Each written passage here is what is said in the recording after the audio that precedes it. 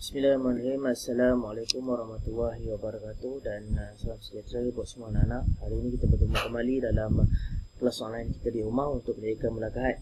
Untuk next nanti mungkin hari Isnin kita sambung dengan pendidikan tauhid perkara wajib. Baik, untuk hari ini kita sentuh tentang janji hadiah. Janji hadiah ni apa? Pemberian sesuatu, boleh kita kata sebagai upah. Cuma dia ada beza sikit. Kalau upah ni dia kita beri terhadap seseorang tu yang melaksanakan kerja kita dengan tempoh waktu tertentu. Janji hadiah ni contoh, saya nak bagi Abu hadiah kalau dia tolong basuh kereta saya. Istilahnya begitu. Baik, jadi pemberian ini adalah daripada saya kepada Abu, daripada seseorang itu. Jadi hukumnya adalah harus. Baik, sebab apa? Sebab kita nak meraihkan hasil kerja dia. Baik, kita tengok dekat sini rukun janji hadiah ini ataupun pemberian untuk janji kita ni nak bagi sesuatu hadiah kepada dia, iaitu yang pertama, dia mesti ada pemberi ganjaran. Siapa yang memberi ganjaran? Saya lah. Okey. Yang kedua, siapa yang menerima? Yang menerima tu siapa? Orang yang melaksanakan kerja kita ataupun impian kita ataupun tujuan kita. Yang ketiga, lafaz izin. Maksudnya tu perkataan kita punya tutur bicara kita yang menyatakan bahawa kita suruh dia laksanakan sesuatu tugasan untuk membantu kita. Contoh, dia buat sesuatu, kau tolong aku buat ni. Contoh ibaratnya begitu. Baik, seterusnya ganjaran. Apa benda yang telah dijanjikan? Apa dia? Duit, hadiah ataupun apa sahaja. Contoh begitu. Dan yang terakhir, manfaat janji hadiah. Manfaat ni merujuk kepada apa? Contoh dia cakap, tolong basuhkan kereta aku Abu, nanti aku bagilah sikit apa nama tu, contoh sagu hati kat engkau. Manfaat tak sagu hati? Sagu hati bentuk apa? Duit. Duit dia boleh belanja untuk dia beli makanan dan sebagainya. So ada manfaat. Pastikan benda tu manfaat. Kalau contoh kau basuh kereta aku lah Abu, nanti aku bagi hadiah. Contohnya apa dia? Contoh dia bagi cangkul. Abu ni pula yang tolong basuh ni umurnya baru 3 tahun, 4 tahun. Budak 3-4 tahun dapat cangkul, apa guna? Contoh macam itulah. Tak ada manfaat untuk budak sekitar umur macam tu. Kena pastikan. Baik, seterusnya syarat janji hadiah. Yang pertama, kalau kita rujuk kat sini saya pecahkan. Pemberi ganjaran, iaitu mestilah yang seorang yang balik, berakal, berkuasa penuh atas urusan. Apa yang dia buat tu dia mesti ada kuasa untuk dia laksanakan. Seterusnya pelaksana. Pelaksana ni apa? Orang yang melakukan urusan bagi pihak yang menyuruh tu.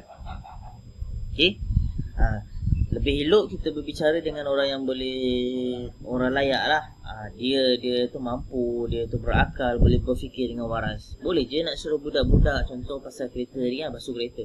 Tapi kalau dia mampu, contoh dia boleh buat ke apa sebagainya, tak ada masalah. Ibaratnya begitu. Ahli keluarga kita ke, tak ada masalah. Baik, seterusnya lafaz izin. Lafaz izin ni merujuk kepada mengandungi maklumat urusan. Apa benda A ke B, A sampai Z. Lepas A kena buat apa? B pula. Lepas B kena buat apa? Contoh, lepas 1 buat 2, lepas 2 buat apa? Contoh begitu. Dinyatakan dengan jelas apa yang patut dia buat. Pokok kalau tak jelas, nanti tak tahu apa benda sebenarnya tugasan yang diberikan.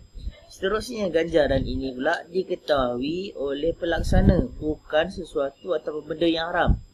Benda ni contoh, Abu kau basuh, tolong aku boleh basuhkan kereta, nanti aku bagi kau sedikit hadiah. Nanti Abu tanya hadiahnya apa, aku bagilah sikit kek ke, makanan ke, apa ke dan sebagainya. So Abu dah tahu benda tu. So kena bagi tahu, dinyatakan apa benda ganjaran yang diberikan kepada Abu tu. Kemudian masing-masing dua-dua pihak tu kena tahu ganjaran tu tak boleh daripada benda yang haram.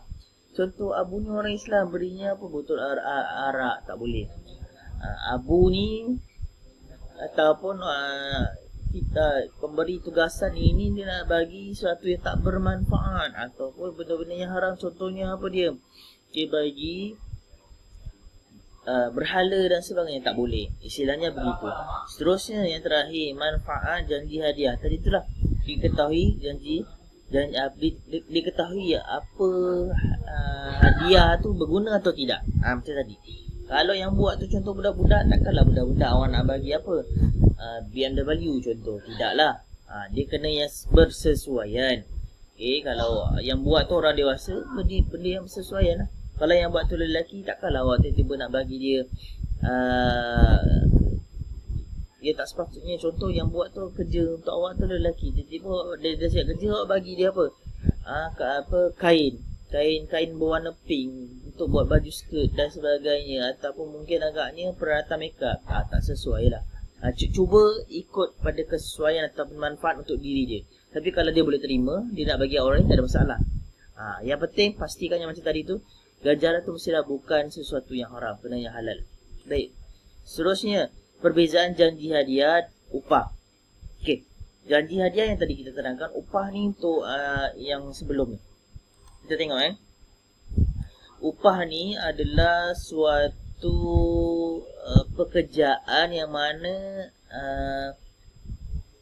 dia ikut sesuatu kerja. Contoh, yang lepas saya ada bagi tahu aku amanahkan kau pergi mesyar rumput padang ni. Dalam masa 3 hari mesti dah siap. Boleh? Aku bagi kau sekian, dalam masa 3 hari ni 5,000. So, dia dah ada ketetapan sesuatu kerja tu, waktu dan tarikh. Itu kalau upah. Kalau sewa, contoh, aku sewakan rumah ni untuk kau daripada bulan 1 sampai bulan 12. Bayarannya 650. Kena jaga rumah ni baik-baik. Lepas nak keluar nanti, kau kena bagi tahu aku sebulan awal. Dia ada tempoh ataupun ketetapan yang khusus. Masa pula boleh ditentukan. Tadi itulah. Sekian. Yang ketiga, boleh dibuat pendahuluan. Nak sewa, contoh, okey, baiklah, aku akan laksanakan potong rumput tadi. Tapi kau boleh kau janji nak bagi 5,000 kan? Kau bagi aku 1,000 dulu, deposit. Rumah pula tadi, okey, aku nak sewa rumah ni untuk kau. Jadi kau kena bayar deposit kat aku dulu. Lepas tu tiap bulan bayar 650. Contoh begitu. Okey, macam juga kita sewa kereta dan sebagainya. Okey, boleh minta pendahuluan bagi orang yang melaksanakan. Ataupun ihsan juga yang kena faham, orang yang memberi tugasan tu pun boleh bagi pendahuluan kepada pihak yang melaksanakan tu. Yang seterusnya, tidak boleh dibatalkan. Sebab dah ada aku janji, dah ada kontraknya tu, okey sekian kena buat. Setuju? Dia pun setuju. B setuju? Setuju. So kena laksanakan.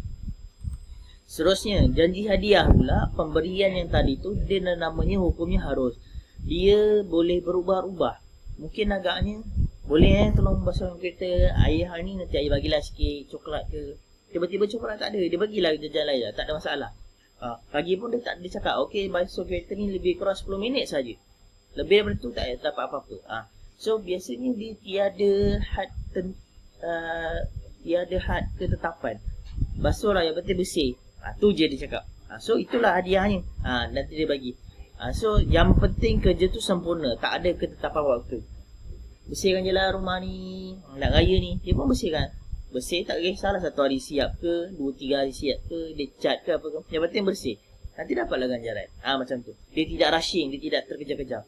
Masa tidak boleh ditentukan yang tadi tu, tidak boleh pendahuluan. Nama pun janji hadiah, hukumnya harus. Kalau orang janji coklat takkan nak bagi. Nak bagi dulu lah, contoh ibarat tu. Tapi kalau nak bagi juga atas ihsan, tak ada masalah. Tapi kena faham benda-benda ni simple sahaja, sebab dia merujuk kepada sesuatu tu yang tak ada had masa. Yang penting kerja tu ataupun perkara yang dilakukan tu sempurna. Okey, baik. Jelasnya kat sini. Baik, hikmah janji hadiah. Hikmah ni apa? Perkara kelebihan yang kita dapat hasil daripada janji hadiah ni. Yang pertama, dapat menyelesaikan sesuatu masalah. Masalah ni jangan kita kusukkan kepala kita bahawasanya kita cakap masalah ni benda yang buruk yang menyusahkan diri kita. Tidak, masalah ni juga merujuk kepada contoh pasal tadilah, ada kerja ni mungkin agaknya kita tak sempat nak laksanakan. So kita minta bantuan orang lain. Siapa? Anak ke, jiran ke, kawan-kawan kita ke. So kita bagi ganjaran hadiah tu. Sebab apa? Tak kisahlah bila-bila dia nak buat. Yang penting dia dapat tolong kita. So memudahkan urusan kita lah, menyelesaikan satu masalah. Yang ini, yang ke bawah ni pula, yang kedua ni pula, dia ada beberapa lagi hikmah yang anda boleh fikir, tapi saya masukkan 2, iaitu yang bawah ni, membantu untuk mencari barang hilang. Kalau ada barang hilang pun kita boleh kategorikan sebagai kita memberi hadiah. Tapi konteks ini biasanya jarang. Kalau barang tu besar, barang tu yang berat dan sebagainya, report polis cari dan sebagainya, gajian pula bagi gaji dekat polis tu, itu merupakan sewa ataupun upah lah. Tapi dalam konteks ni mungkin agaknya keluarga ataupun barang-barang yang kecil, ayah tu minta tolong anak dia, carikanlah barang ayah terpinggang ayah nak kerja ni, nanti ayah bagilah upah sikit, RM1, RM2, contoh. Itu pun termasuk juga. Tapi yang lebih kuatnya iaitu menyelesaikan satu masalah untuk memudahkan kedua-dua pihak. Begitu. Okay, jelas Baik, ini kemahiran berfikir aras tinggi, anda boleh fikir sendiri. Maka biasanya dia akan bagi je asalkan jawapan tu logik dan munasabah lah, insyaAllah. Okey, cukup sampai di sini. Baik, selepas ni kita akan sambung untuk subjek yang seterusnya, insyaAllah.